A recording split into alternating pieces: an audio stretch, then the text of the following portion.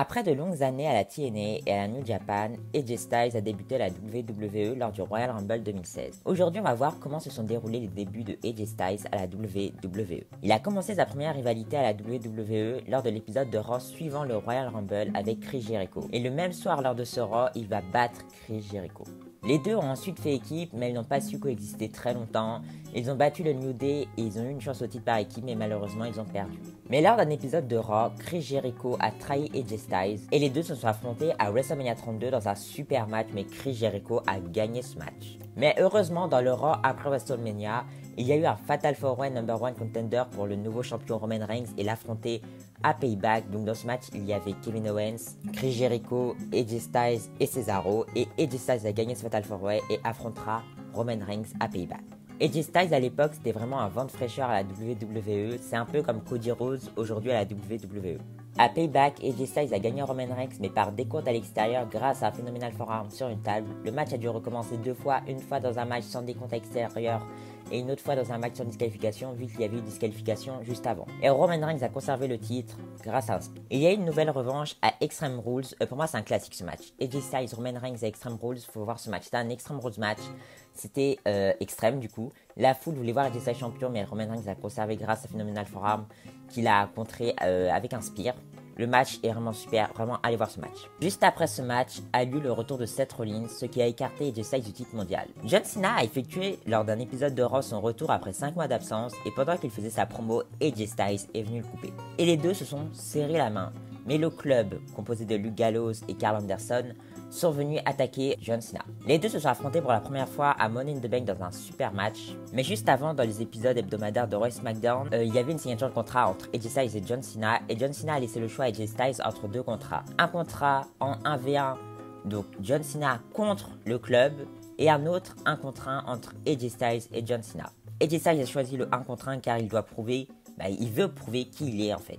Leur match à Money in the Bank, du coup, comme je l'ai dit tout à l'heure, était vraiment super. Et AJ Styles a gagné John Cena grâce à une intervention du club qui est intervenue pendant le match. Lors du Raw après Money in the Bank, John Cena et AJ Styles veulent se rajouter dans le match triple menace qui est prévu à Battleground 2016 entre tous les membres du Shield. Malheureusement, ils n'ont pas réussi et quelques temps après cela, John Cena a créé son clan pour affronter The Club.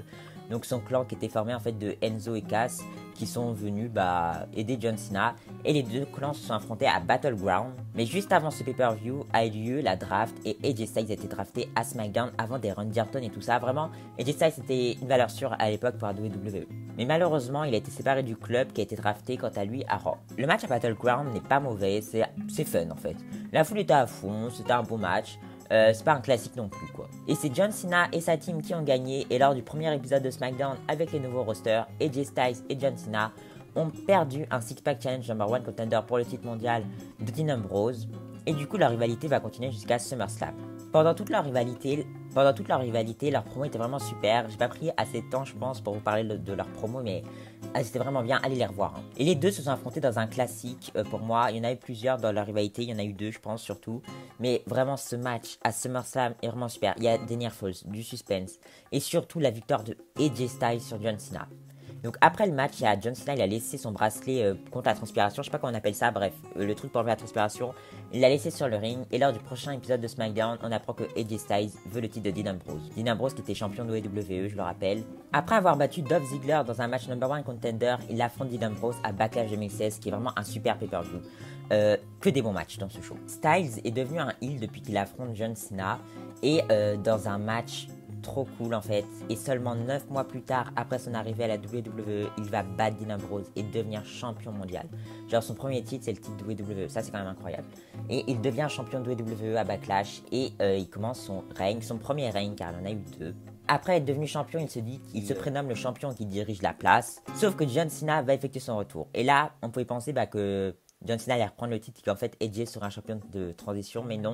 Parce qu'à No Mercy, il va défendre le titre dans un triple menace face à John Cena et Dean Ambrose. Mais juste avant, AJ Styles va défendre son titre dans un match 1 contre 1 face à Dean Ambrose à SmackDown. Et AJ Styles a conservé. Et l'opener de No Mercy et le match pour le titre de champion de WWE, c'est le Triple Threat. C'est un super match. Mais pendant le match, en fait, il y a Dean Ambrose et John Cena qui vont effectuer tous les deux une soumission sur AJ Styles, mais AJ Styles, en fait, il va taper. Et donc, on sait pas qui a gagné. Du coup, le match va recommencer et Styles va gagner le match en attaquant John Cena avec une chaise. Comme c'est un triple set, il n'y a pas de disqualification. Il a attaqué avec une chaise et il a conservé. Le règne de AJ Styles va malheureusement continuer avec James Ellsworth. Je sais pas comment on dit son nom, du coup, je vais l'appeler James. Et donc lors d'un épisode de SmackDown, il y a AJ Styles qui dit qu'il va affronter ce soir quelqu'un qui mérite une chance et c'est James qui arrive. Le match avait comme stipulation spéciale que Dean Ambrose était l'arbitre. James va gagner AJ Styles, mais grâce à Dean Ambrose en fait qui va faire son finisher sur AJ Styles. Et la semaine suivante, il y a le match de championnat entre AJ Styles et James. Mais le match va se terminer en disqualification et AJ Styles va encore perdre. Genre James, il gagne 2 fois AJ Styles. La semaine suivante, il y a Styles, il va affronter Dean Ambrose avec James dans son coin. Mais juste après, le pay-per-view qui arrive, c'est les Survivor Series et la Team SmackDown a gagné le match.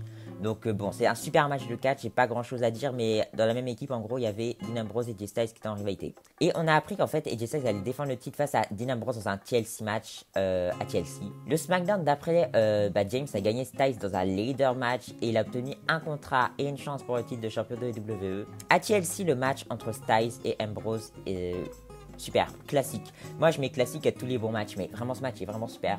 C'est un bon TLC match, c'était cool, c'était fun à regarder, la foule était dedans, et AJ Styles a conservé le titre. James, il a pas eu sa chance au titre au SmackDown d'après, car en fait, il était malade, soi-disant, et du coup, il a eu sa chance un peu plus tard, et Styles l'a gagné en 1 minute. Comme ça, fin du programme avec James.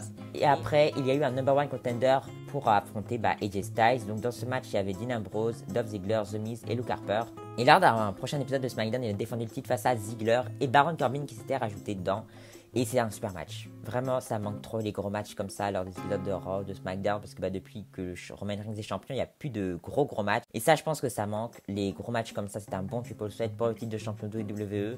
Et après cette victoire de Styles, John Cena a fait son retour et on a appris qu'au Royal Rumble 2017, Styles allait défendre le titre face à John Cena. Et pour moi, dans un match 5 étoiles, genre John Cena Styles au Royal Rumble, c'est un match 5 étoiles. Le match est trop cool. Ce pay-per-view, je le kiffe en plus. Il s'est arrêté et John Cena est devenu champion de la WWE une nouvelle fois. Dans ce match, il y a eu des spots, des kick-out, du très bon catch. Et cela, il a mis fin au règne de AJ Styles, qui était assez bon quand même. Et ça met fin au début de AJ Styles à la WWE, qui ont vraiment été phénoménal, puisque ensuite, il était catcheur comme les autres en fait. Il a repris le titre un peu plus tard face à Jinder Mahal. Enfin, il a été champion des États-Unis, champion par équipe. Vraiment, AJ Styles, c'est une belle réussite. Du coup, voilà, c'est la fin de cette vidéo. J'espère qu'elle vous aura plu. N'hésitez pas à la liker, la commenter, à partager. Abonnez-vous. N'hésitez pas à me dire en commentaire ce que vous avez pensé des débuts de AJ Styles à la WWE. Et donc, moi, je vous dis bye à une prochaine vidéo. Bye!